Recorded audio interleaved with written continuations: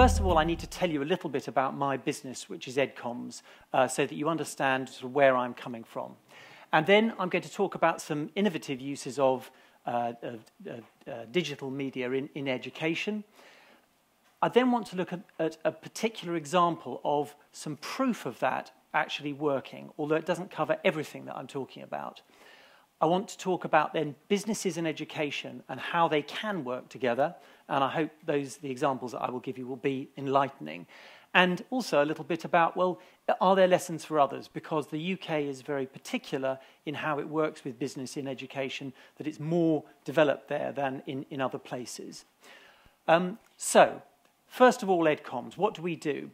We work to develop teaching and learning programs on behalf of our clients. And those clients are, they're actually mostly businesses, but we have worked for quite a lot of charities and third sector organisations.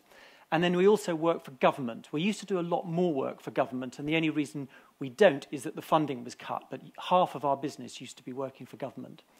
And we develop all different types of programs, from digital to live to paper-based, but all of them are free of charge to the users, to the schools. And I'll talk more about those. And we deliver these through 6 different teams. So the first team, the content, is really about developing the concepts and the content for a program. We build a lot of digital assets, so that's websites and apps. Film has become incredibly important. I mean, it always has been in education because it's a very useful tool, but wonderfully delivered through digital media, and it's often the digital and film combined. Live experiences, that's theatre and education, workshops, and that's training some of our clients' staff who are going into schools to deliver some of these programs, but also training teachers about how to use certain programs. We market everything to schools. We've got to make it available and known, and that's what we do through the marketing team. And the research might actually come right at the beginning in researching a new concept. It might be testing a program as you develop it, or it might be evaluating it afterwards to say, did it actually work? So there are 2 questions that I like to ask about any use of digital media in schools, in education. And the first one of them is, does it enhance learning? So is it actually better than what you've already got in schools? Is it better than a pen and paper, than a teacher and a whiteboard with a pen, or some other more traditional approach? And the reason I put this picture up here is, I don't know if you've seen that thing where it's an app, and as you tip it, the beer stays level. And it's quite digitally clever. I don't think it's actually very much use. And I think there are some uses of digital media in education that are clever, but I'm not sure they enhance the education. This was not educational, by the way. The second one is it proportionate? So if your theme, your educational theme that you want people to understand is an elephant, then can you deliver it with a little blue car? And equally, if your learning objective is the size of a mouse, do you need a massive, great, shiny blue car to deliver it digitally? And often I think those things are out of sync. It needs to be proportionate to what you're trying to teach. So innovative uses of technology. I don't think any of you are going to go home this evening and say, wow, you should have seen what this guy showed. Because sometimes those wow things are actually available only to a very few people. And what we have to do on our clients' behalf is to try to reach as many people as possible. And so really what I'm showing is where I think there are good uses of digital technology in education, not necessarily things that will blow your socks off. So I'm going to show you a tool. I'm going to show you an example of some gamified learning. It's quite a small example, but it's making a game out of something educational. An immersive environment, a mechanism where you feed back the results, and something where young people are able to participate through the digital media. So the first one is GSK. This is a program we do for them. They are a big pharmaceutical company who I'm sure many of you will know of. And it's a program called Scientists in Sport. because they actually, part of their work, I mean, they are pharmaceuticals, healthcare, but they also do quite a lot in sports science. And it's for 11 to 14-year-olds, and it's trying to engage young people to get excited about science so they make the right choices before they choose their exams, which they have to do for 14, and to do it through getting them excited about sport and how science is applied to that sport. And one of the things that we have in there is a reaction test. And this is the lights, the little white light comes on, and you have to touch it as fast as you can, and it goes on for 30 seconds. And you can either do it on a tablet, you can do it on a mobile phone, you can do it on a whiteboard. Does everybody know interactive whiteboards? Yeah, in classrooms, so that you can touch it. But the good thing about it is you can use it for all sorts of different types of experiment. And there are actually different versions of it which involve numbers and calculations. And it's much better than usually the reaction test meters that they have in schools. So as a digital asset, I think it's great. And we know that teachers have loved it and have used it more than anything else on the site. The second one is from EDF Energy, and this is teaching children about climate change, energy, and the science of energy. And one of the issues is about understanding sinks and sources of carbon. So in this game, you have to choose which are, from these, you have to know whether they're a sink or a source, drag them and drop them into these different areas. But you also have to keep your carbon balanced. So something that they have to understand, through this, it's good fun, but they're actually having to do two things at once, and they're actually doing something. They're engaged with doing something, and that's where gamification can be really exciting. It can also be a waste of time. I think there are some games that are far too big for their learning objectives, going back to the elephant in the car, or in fact the mouse in the car. The next one I want to talk about is BP. So for BP, we run a thing called the BP Education Service, which has run for about 25 years and is a considerable body of resources for schools. And it's there to excite young people about science and engineering. And a lot of it focuses on science in the everyday world. And so one of the areas is, where's the science in that? So when you go into where's the science in that, actually, you're on this, and you would only see, obviously, a screen size of that, but you can rove along the whole area. And there are 8 different areas that you can choose from. This is for primary schools, by the way. And if you click on one of those areas, so you will see that piece from the end there, then it goes through to this. And this is actually a film. And you can see this child playing and the man in the background. And there are all these different areas you can then go and explore, this one is actually about animals, including humans. And then when you click on one of those areas, you get some information. And there are also films that you can watch. So what this is an immersive environment where children can go in and they can, what they call self-directed learning. They choose what they want to go and explore, and they're not directed any particular place. But it's a springboard to other work. And this kind of immersive environment is very difficult to replicate other than digitally. You can't just push a child into a library and say, go and have fun. Whereas you can immerse them in this and say, go in this, go and have fun, and then take the work on after. This example is for a charity called PFEG, who are a financial education charity. And FinCap stands for Financial Capability. And it's actually trying to teach young people about managing money. And they get taken through a picture story, and you can see the red Q there. You press on the Q, you get a question, and then they get feedback. But also the teacher gets the feedback from this. So this is no great sort of technological shakes. It's not a huge thing, but it's incredibly valuable because it allows the pupils to do this work possibly at any time, and for them to get the feedback and go back and look at what they got right or wrong, and for the teacher to see that.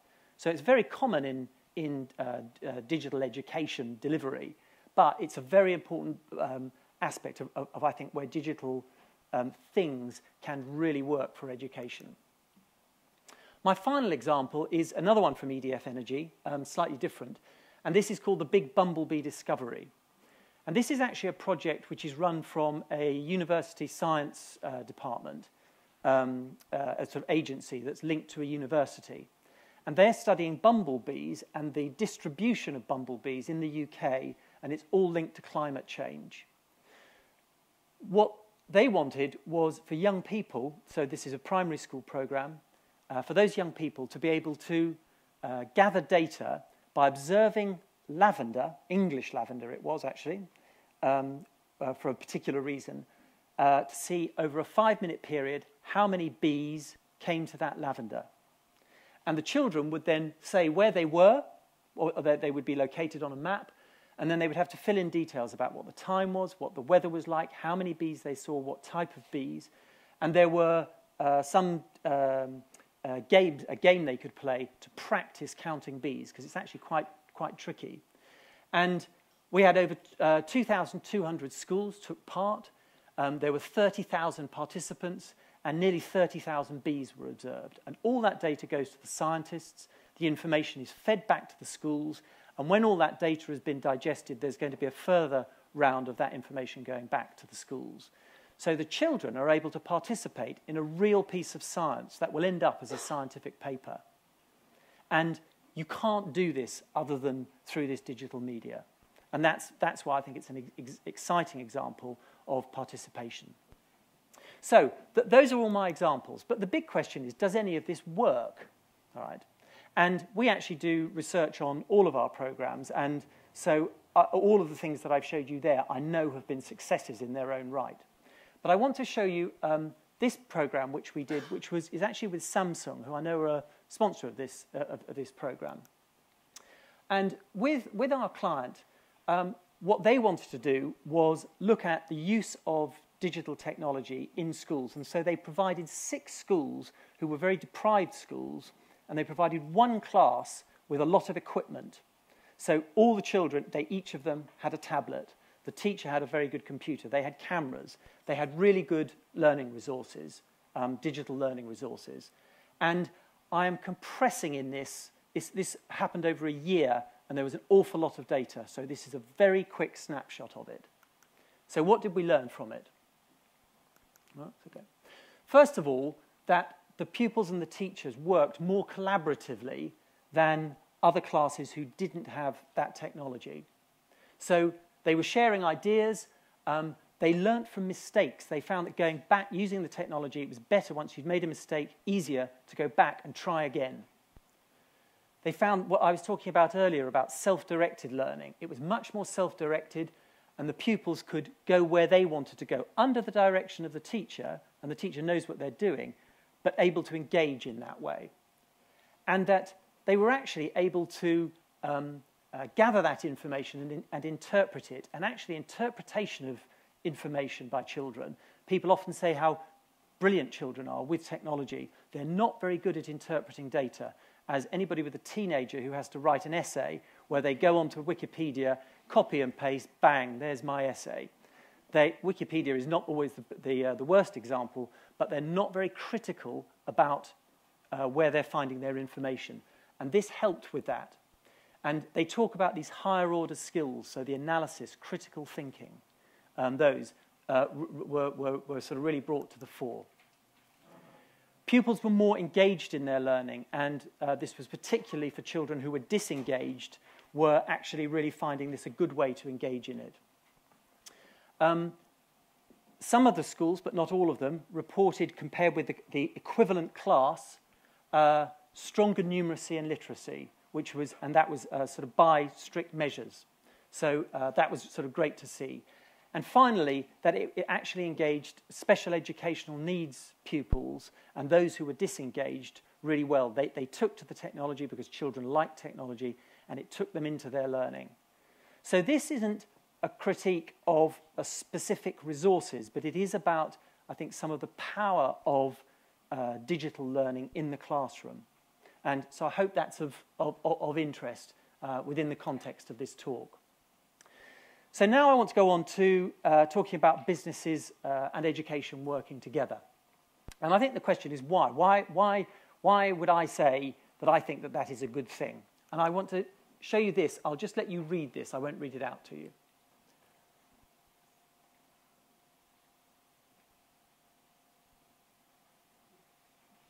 Okay, so this was a report from McKinsey right the way across Europe. And when they say graduates, that wasn't just from university, that was from other educational institutions. So it wasn't all at that age, at the graduation age. And this is part of the problem of the question, what is education for?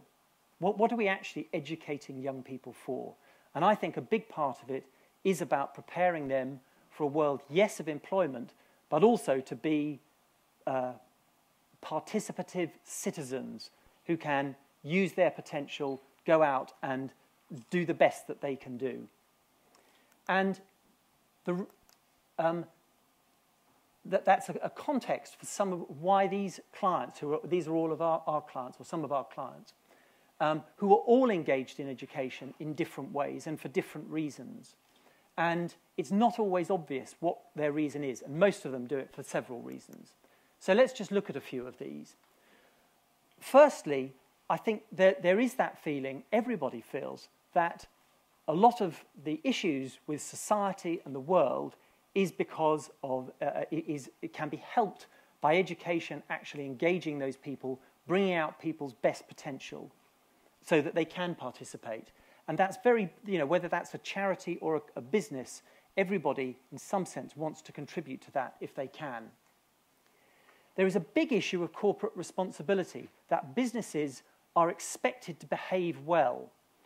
And in recent years, the speed with which their reputation can be absolutely shattered by using social media and digital media of things that they say they're doing that they're not, that they say they're not doing that they are, they can be whisked away in a moment.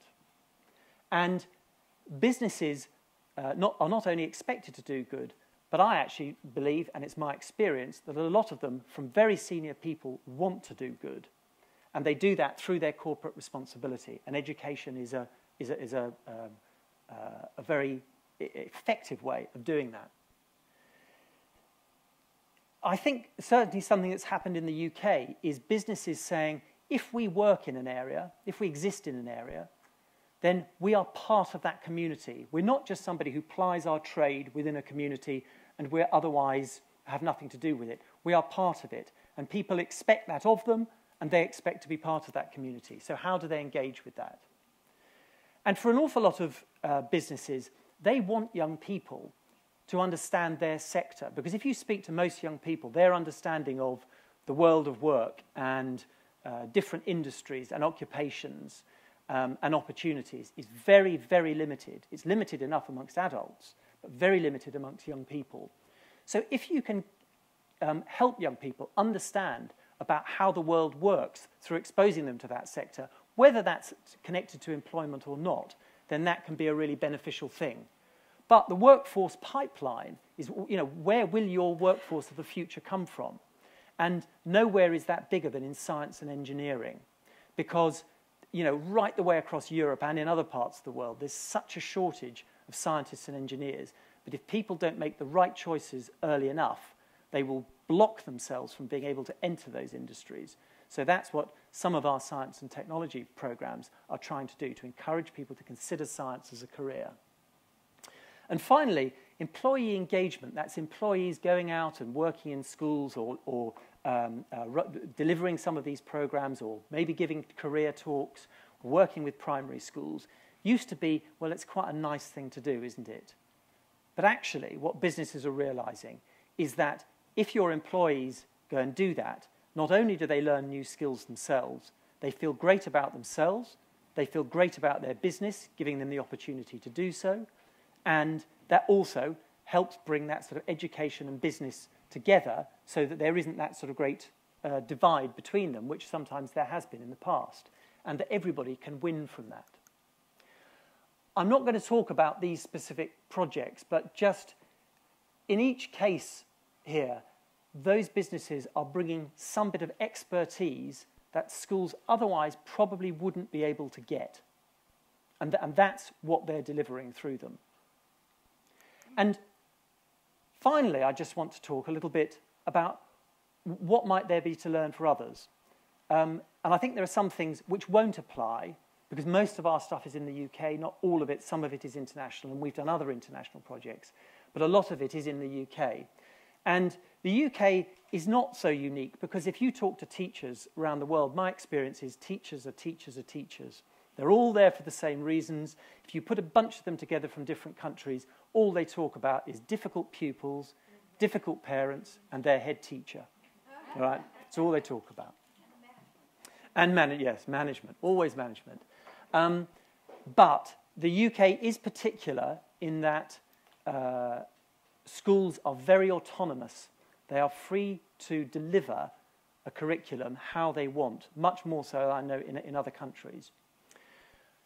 But in order for that business and education to come together positively and effectively, there needs to be mutual recognition of the fact that businesses are not education and education is not businesses. And if the one doesn't understand the other, then you usually end up with a bit of a mess. They're there for different reasons. They come from different places. There also needs to be that common understanding of saying, if education is there to prepare people for life in the big wide world, whatever that may be, then what can that business do to help the young people on their way in that? And that there needs to be a mutual understanding of what that is. And what we tend to find is that businesses often come to it saying, we've got this brilliant thing we think we could offer. But when you talk to schools, they say, we're not very interested in that, but we are interested in that. And the businesses often say, oh, well, that's easy. We do that every day. We can deliver that easily. So it's not always what you expect it to be. And the benefits that the businesses get, as I've already mentioned, often isn't what they think they're going to get from it. But businesses have to offer something that's different. If they're just delivering what is usually in a textbook, I think that's a waste of time. It's in the textbook. Deliver something that is unique, that you have a particular expertise in. And schools equally, and they're not always very good at this, they must commit to that and understand that for businesses, that is a commitment and it's a cost. And it can be easy to dismiss that in businesses because you think they're big and they're rich and it doesn't matter. But unless they come with mutual respect, then it doesn't work. But if you get those things right, then magic happens. It really does. And that's what I want to leave you with. Get that right and magic can happen. Thank you very much.